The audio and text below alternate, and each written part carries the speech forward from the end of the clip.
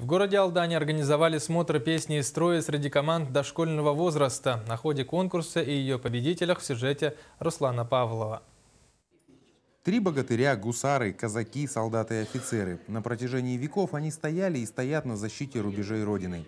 Их доблесть вписана в историю государства памятными датами, за которыми мужество и жизни. О защитниках Отечества лет прошлых и современности школьникам пришли рассказать те, кто не понаслышке знает о войне. Данные уроки мужества позволяют детям соприкоснуться с боевой славной историей государства российского. И, конечно же, на начальном этапе их развития объяснить им, что такое война и что это плохо. В числе слушателей, большая часть которых юноши, присутствуют и девушки. В последнее время интерес к армии у слабого пола неподдельный, да и в рядах вооруженных сил все чаще увидишь миловидные лица. Тенденция интереса прослеживается с малых лет. В традиционном конкурсе песни и строя дошкольного уровня в 6 из 10 команд взводными были девочки. Товарищ главнокомандующий, отряд детского сада Мишутка, командир отряда Блинова Дарья.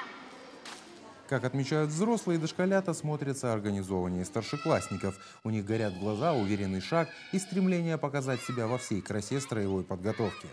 Я считаю, задором отличаются. У них такой детский задор, прям, как сказать, ребячий такой, неподдельный, очень яркий. У взрослых такого уже как бы все-таки меньше. Они уже работают на результат.